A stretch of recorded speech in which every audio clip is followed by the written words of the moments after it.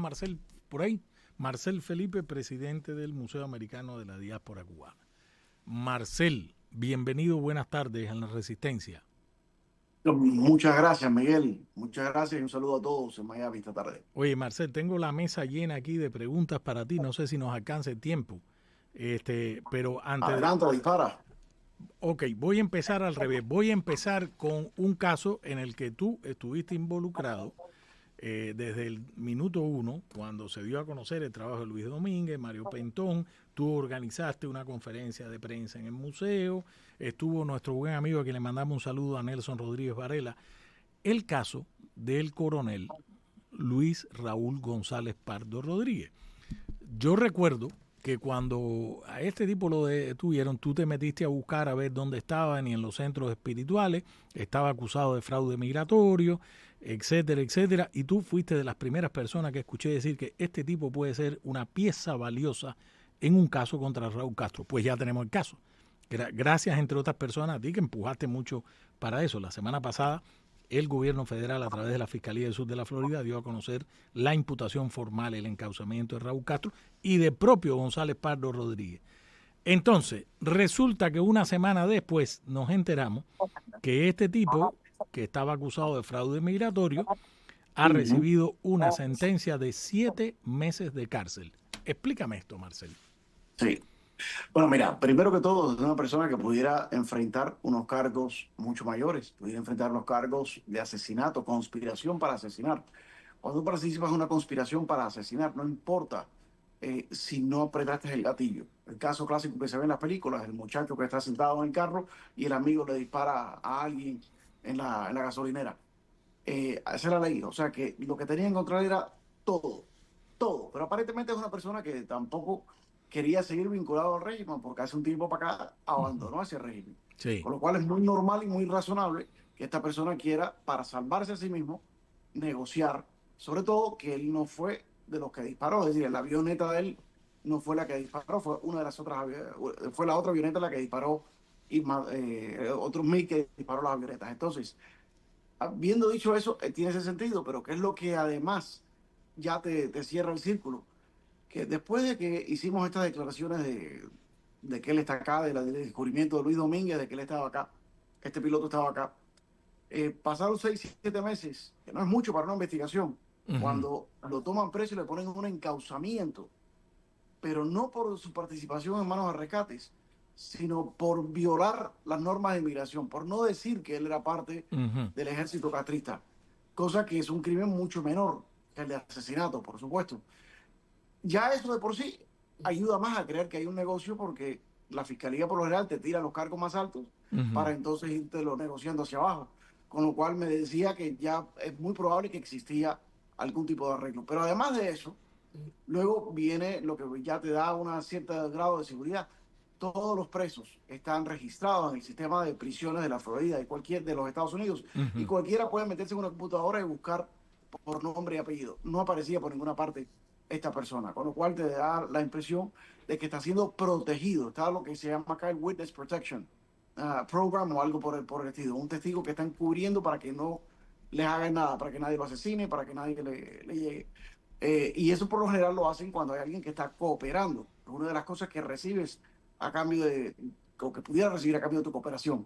Es por eso que todo pareciera indicar que si hay una negociación y la tapa al pomo, como decimos nosotros, es que 2 días antes del encauzamiento de Raúl Castro estaba ya previsto, desde hace meses antes, habían puesto el 18 de mayo como la fecha para darle su sentencia. Sí. Pero aparentemente por motivos de que una cosa no coincidiera con la otra, debiese ser, no, porque desconozco el motivo de la fiscalía, se aplazó la fecha, la audiencia de sentencias de González Pardo hasta después del encauzamiento de Raúl Castro.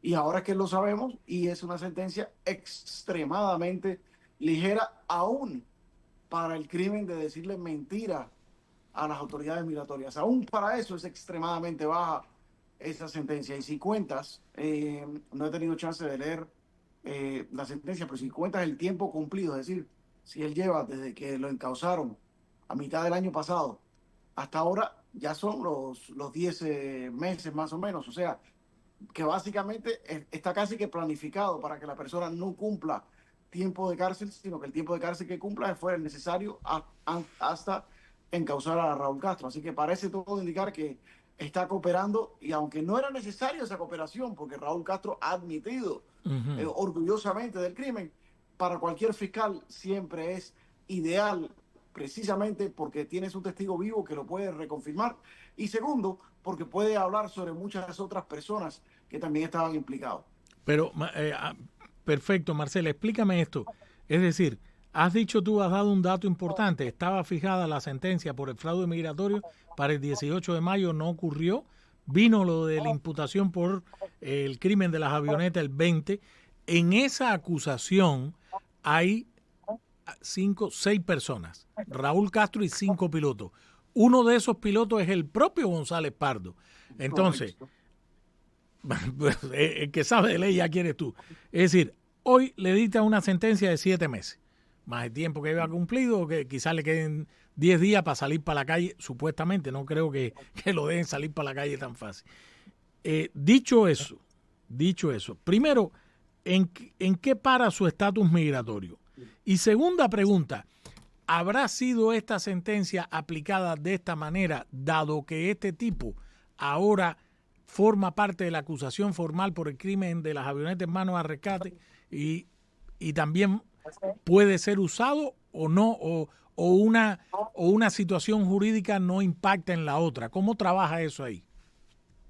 Pues, sí a todo. Es decir, Ya, la fiscalía, la fiscalía no va a compartir su estrategia con nadie. Es ilegal, no pudiera compartir su estrategia ya. con nadie. Ok, Pero la fiscalía pidiera perfectamente cuáles son los escenarios.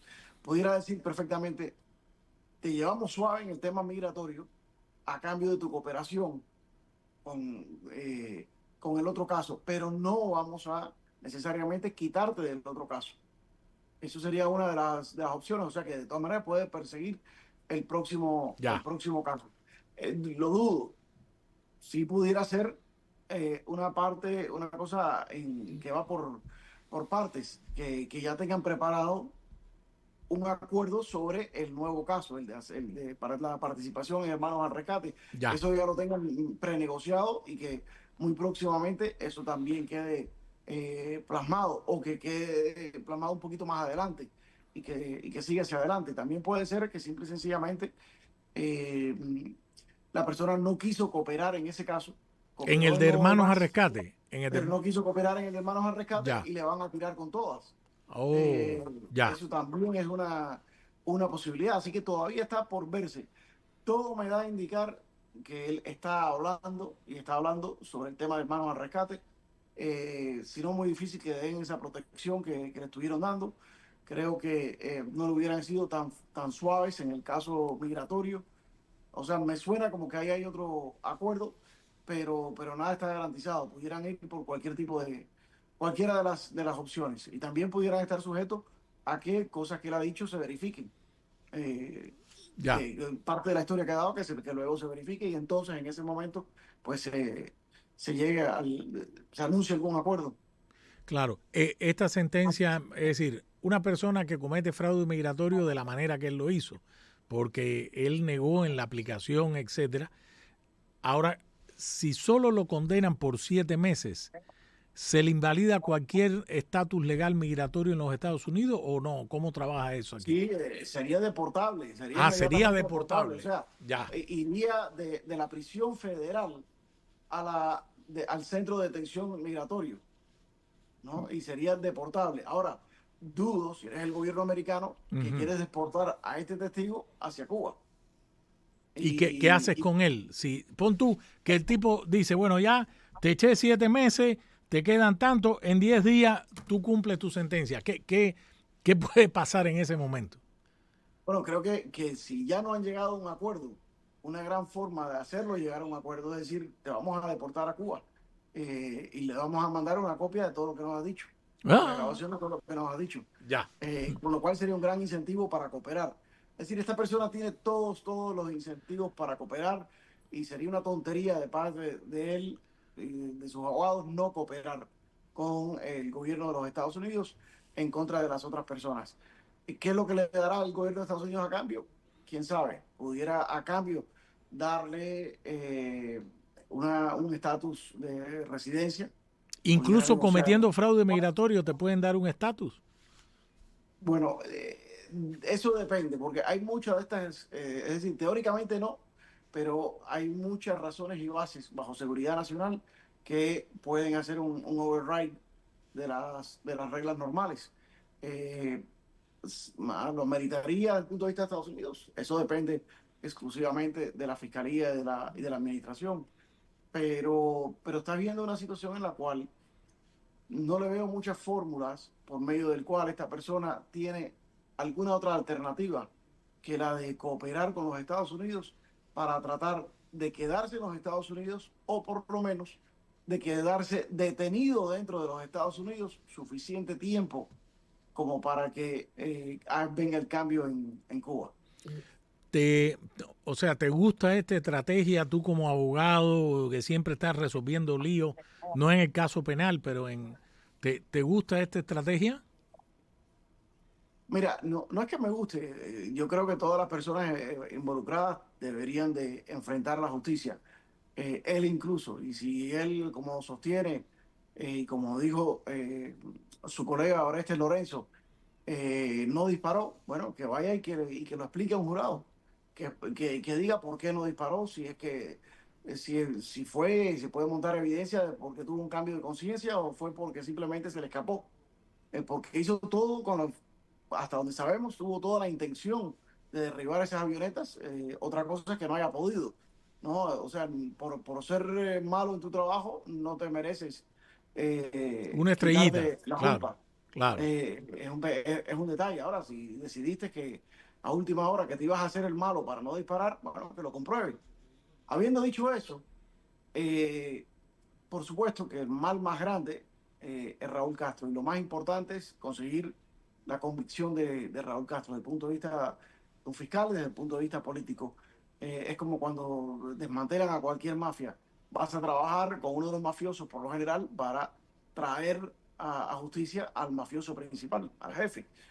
O sea que sí, esto es normal que se haga y me parece muy correcto que se haga, se ayuda a llevar a la convicción de Raúl Castro. Y creo que cada día se apresura más el momento en que Estados Unidos quede sin más opciones que ir a buscar a Raúl Castro. Oh, oh, tengo que ir a una pausa. Sé que tienes una tarde complicada, eh, porque todos los periodistas te buscamos, Marcel, pero tengo dos grandes temas por aquí, te voy a añadir un tercero.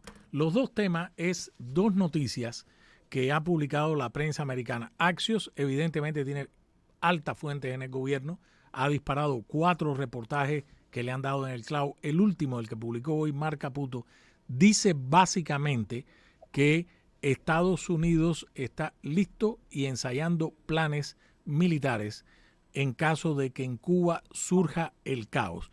Y dice también, según Mark Caputo en Axios, que de aquí al verano, fecha que tú has mencionado en múltiples ocasiones, de aquí al verano el régimen totalitario se viene abajo. Eso dice Mark Caputo hoy en Axios. Anoche, Político, según un segundo reportaje sobre los preparativos militares de Estados Unidos, lo que está diciendo es que Estados Unidos está acelerando planes militares para una intervención. Ahí vimos las declaraciones de las autoridades puertorriqueñas, etcétera.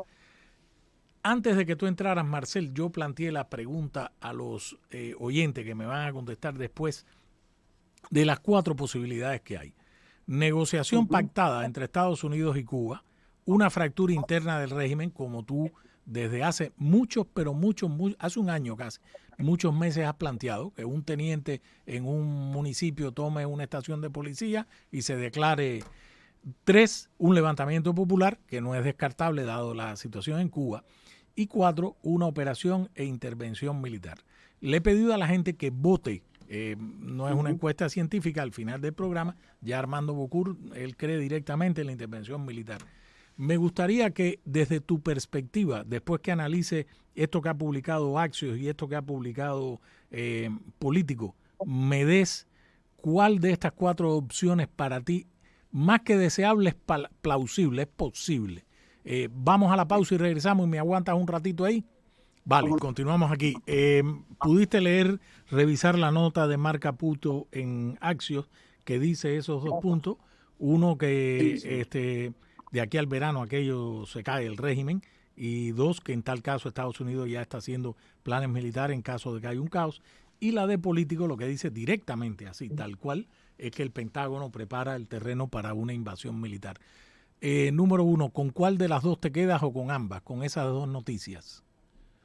No, esas dos noticias confirman algo que sabemos hace rato. Y primero, porque es lógico, no por ninguna fuente informativa, pero es lo lógico. Es el ejército de Estados Unidos siempre tiene una función y es estar listo para cualquiera de las opciones que escoja el presidente. Como se avecina el tema en Cuba, pues el trabajo de ellos es estar listo para cualquiera de las opciones que el presidente quiera para con Cuba. Y eso lo hemos visto y sabemos que es así, es lógico. Lo mismo, pues también sabemos que el verano siempre se dijo, o sea, la política oficial era antes del final de año, que por lógica quiere decir antes de las elecciones de noviembre, Claro. pero porque por lógica americana, por lógica cubana quiere decir antes del verano, porque si no actúas en el verano, te puedes ver en una situación en la cual tienes al pueblo en la calle, el régimen, bajo el raciocinio de la forma que el régimen piensa, va a tener que ser un opresor bajo su propio raciocinio, porque si no, se le va a ir el pueblo encima y pierde el control. Y entonces Estados Unidos tiene que decidir si deja morir a la población cubana, cosa que será desastrosa políticamente con el voto cubano acá en Miami, además de ser una inmoralidad, o ganarse la enemistad de aquellos en Estados Unidos que no quieren más involucramientos militares. Entonces, para evitar todo eso, el gobierno de Estados Unidos tiene que actuar antes del verano, que es cuando todo sucede en Cuba. Es cuando sucedió el 11 de julio, el 5 de agosto, y creo que como el 11 de julio se ha convertido en una consigna tan importante, creo que definitivamente tienen que hacerlo antes del 11 de julio para no crear la situación en la cual tienen que reaccionar a un posible sublevamiento. O sea, que en realidad estamos hablando que lo que quedan son 4 o 5 semanas Exacto. para ver acciones en Cuba, una ventana de tiempo extremadamente corta. Ahora, con lo que tú decías, de las 4 opciones, A ver, yo, voy, yo lo veo te como las cuatro. leo, te las leo. Una, Sí, negociación pactada, cosa que tú has trabajado eso, has visto lo que ha pasado ahí. Dos, la fractura interna del régimen, la famosa historia tuya de hace un año de un teniente, un comandante, lo que sea. Tres, levantamiento popular. Y cuatro, una intervención necesaria militar de parte de los Estados Unidos. ok, mira, yo en realidad ahí veo 3 opciones, A ver, viene. porque el levantamiento siempre está ahí.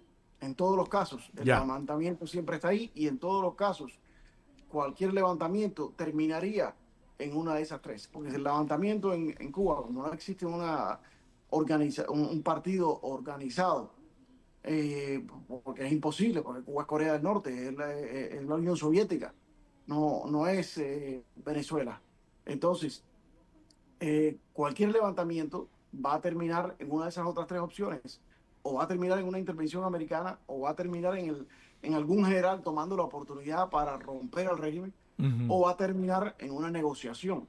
Entonces, en realidad, los 3 escenarios, con o sin el variante del pueblo en la calle, que cambia los escenarios, pero terminaría en uno de sus tres, son esos los 3 escenarios.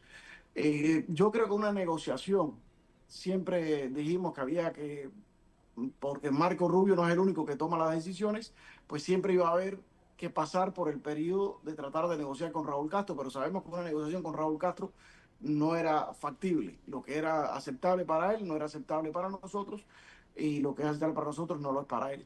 Con lo cual, la opción 2 del gobierno de los Estados Unidos, para no involucrarse directamente como ejército, sería buscar ese caballero andante, ese militar que quiera romper con el gobierno, cosa que es extremadamente difícil conseguirlo en Cuba, que sea la persona que da el primer paso por el nivel de control que hay, pero que si lo consigues, pues se desmorona mucho más fácil que el de Irán o el de Venezuela, porque no existe una infraestructura de personas que se beneficien del mantenimiento del sistema, es un grupo muy pequeño.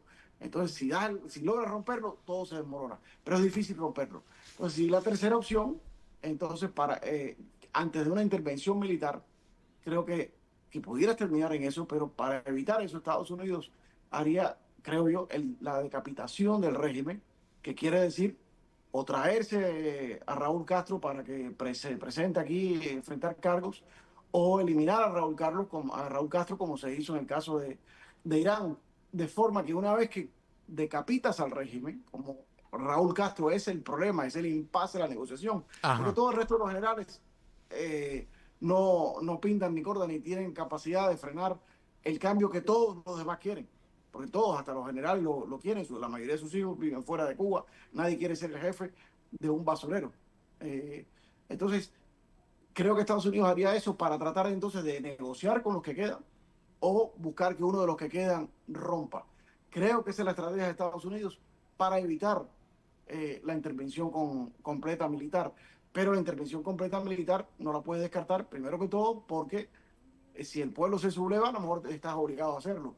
Y número dos, porque después de decapitar al régimen, también existe la posibilidad de que no puedas contar con un general o estén peleándose los generales y te toca entrar de todas maneras. O sea que Estados Unidos tiene que tener todas las opciones listas y cualquier cosa puede suceder, pero lo que suceda creo que va a suceder en las próximas 4 a 6 semanas. Si quieres, si mucho, 4 a 8 semanas. Sí, es interesante lo que estás diciendo, porque el propio esta semana, incluso en la reunión de gabinete ahí en la Casa Blanca, Marco Rubio se sacó el tema de Cuba, lo puso en la mesa delante de todos los miembros del gabinete y dijo lo siguiente, lo que sabemos, Cuba es un estado fallido, eso lo sabe todo el mundo, hasta Raúl Castro, pero él dijo que era un estado fallido y que por eso era un riesgo a la seguridad nacional, una amenaza. Claro, porque tú no quieres lidiar, como has dicho tú, con aquello descontrolado,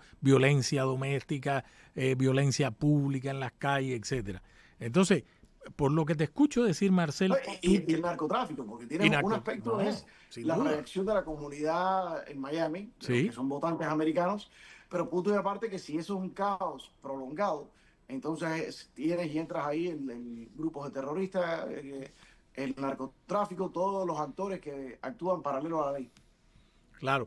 Claro, entonces tú estás fíjate, de las 4 que yo planteé, tú llevaste 3, porque la cuarta, que es esta del levantamiento popular, entra en alguna de las anteriores. Entra Ahora, en todas. entra En en todas, realidad existe la posibilidad de que entren todas claro. y que conlleve a todas. Ahora, dicho eso, tú te estás encaminando más, lo que tú ves es militar, el camino militar, sea una operación tipo Maduro, tipo Soleimani, como sea, tú te estás encaminando a que finalmente todo va orillando la decisión, la solución hacia el punto de vista militar.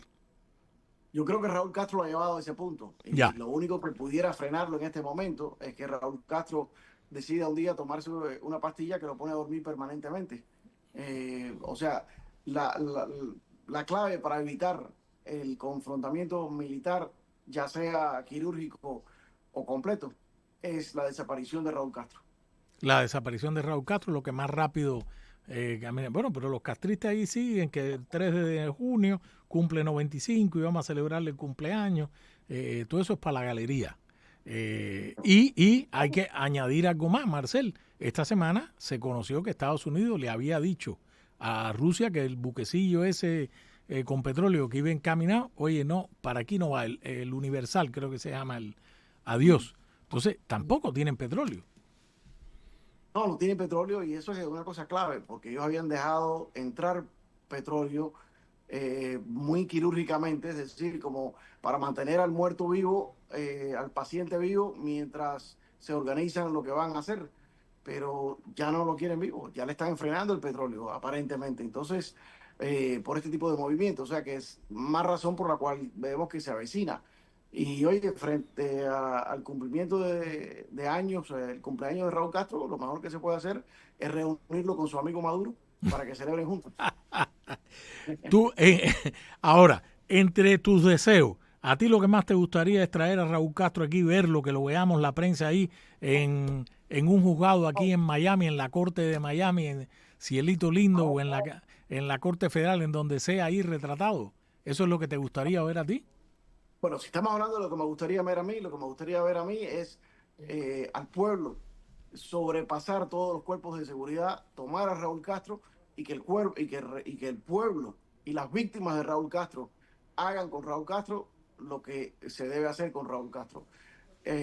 Ahora, punto y aparte de eso, lo más probable si va a ser un escenario en el cual queda eliminado de cualquiera de esas dos maneras, al estilo Ayatollah o al estilo eh, o al estilo Maduro.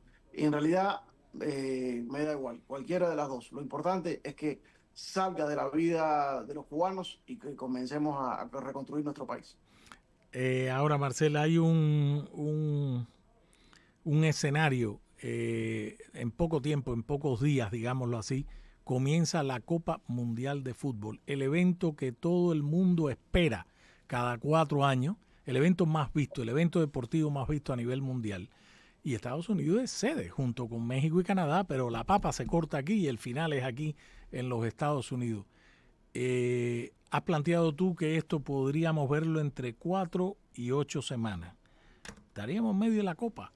¿Tú crees que sí? Sí. Porque es que Cuba, ahora la canción aquella de La Habana no aguanta más, es cierto, Cuba no aguanta más, con copa o sin copa, o Yo para creo ti no que, importa, para ti no importa. oye, de cualquier forma se va a derramar la copa. Y eso está más claro que el agua. Una cosa no impacta a la otra. Es decir, las decisiones del gobierno de Estados Unidos, el ejército norteamericano y sus servicios de inteligencia no están dependiendo de lo que hagan los rectores de la Copa. Eh, pero sí es interesante porque, claro, va a estar la atención del mundo, va a estar en esto. Eh, pero no la atención de los Estados Unidos, no la atención de Marco Rubio. Así que igual, en esta vez, la dictadura no se salva, no la salva ni el médico chino. Marcel, lo último, tengo entendido que el próximo lunes 1 de junio en el Museo Americano de la Diáspora Cubana 1200 Coral Way hay un evento importante, una conferencia importante, va a estar tu amigo el doctor Néstor Carbonell, Héctor Lanz y otras personalidades analizando, debatiendo el tema de la Constitución del 40 ante la eventualidad del cambio, de la transición en Cuba que todos esperamos desde hace 67 años. ¿Cómo es? ¿Qué es lo que ves aquí? ¿Qué hay? ¿Qué le puedes comentar a nuestro público? Sí, bueno, están invitados. El lunes por la mañana va a haber una conferencia que fue convocada por las diferentes organizaciones del exilio. Todas convergieron. Los municipios de Cuba en el exilio. Tienes a la Brigada 2506. Una gran cantidad de organizaciones nos pidieron ser la sede de esta reunión, de este debate patriótico cubano sobre la Constitución de 1940 y con urgencia. Es decir, nosotros venimos trabajando sobre unos proyectos que tienen que ver y son relacionados, pero estas organizaciones fueron agrupadoras en la necesidad que tenían de hacer esta conferencia inmediatamente porque los pasos cada vez se dan más rápido y querían estar seguros que sobre la mesa siempre esté la Constitución del 40. Date cuenta que la Constitución del 40 es la última vez que hay una Constitución democráticamente aprobada en Cuba. Y bajo los preceptos democráticos de la civilización occidental, para que una Constitución sea válida, tiene que tener la aprobación del público, de su electorado, con lo cual es la única Constitución vigente, aprobada en Cuba, porque todas las demás no son constituciones en el sentido de que nadie las aprobó, nadie las votó. Entonces eso es un dato importante. Otro dato importante con respecto a, a estos temas es que esa constitución fue la base, no solamente para la organización del exilio inicial que quería ir a reconstruir y conseguir la restauración de esa democracia, de esa constitución, sino también el propio Raúl Castro, la revolución contra Batista fue una revolución por restablecer la constitución de 1940. Entonces, me parece muy lógico de esperar que tantas organizaciones históricas del exilio tengan esta pasión por dar a conocer el apoyo que tienen en este momento y lo útil que puede ser la Constitución de 40 como vehículo de transición para algunos y para otros como el vehículo legítimo de gobernación en Cuba. Así que creo que va a ser un debate interesante y nos va a ayudar en el proyecto que tenemos un poquito más adelante que estaremos anunciando también próximamente. Pues avísanos en cuanto lo vayas a anunciar para tratarlo en primer lugar aquí en La Resistencia. Recuerden que el primer día, ese va a ser el gran día nacional de Cuba de la liberación, pero es también el día que comienza el trabajo de la reconstrucción. Eso es. Gracias, Marcel. Muchas gracias, Miguel. Vamos a la pausa y regresamos enseguida.